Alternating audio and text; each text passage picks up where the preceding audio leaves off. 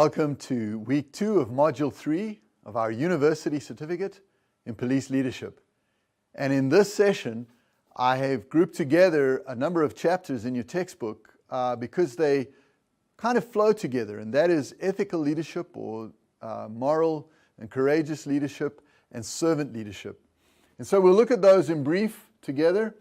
I wanted to just give you some definitions. As you think about servant leadership and moral or ethical leadership, one of the things that police leaders do well or should do well is create a culture, an ethical culture within the organization.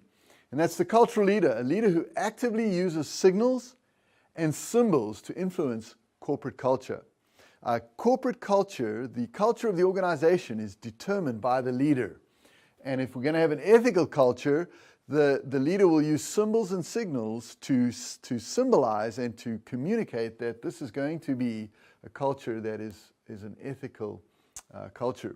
And then tied to that is this notion of servant leadership. And servant leadership was developed by Robert J. Greenleaf's story of the travelers who the servant was helping along the way. And at the end of that journey, as the servant then left them, and they had to continue the journey on their own, they realized that the servant had actually become the leader. And when we think about ethical leadership and creating a culture of moral leadership, we realize that servant leadership ties into this really well. And so let's define it.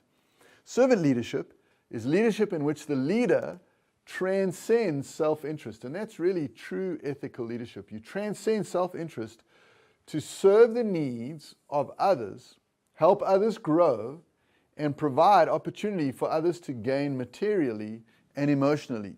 And I want to highlight for you that Greenleaf's idea of servant leadership was not only that the followers would benefit, but Greenleaf was very strongly tied to the idea that a servant leader would also benefit society, and most especially the disadvantaged in society. That is a really core tenet of Greenleaf's servant leadership. And so you can see the sort of moral, ethical focus of servant leadership as it ties to laying aside self-interest and really focusing on the needs of others and helping others to grow, both in the organization and then outside of the organization.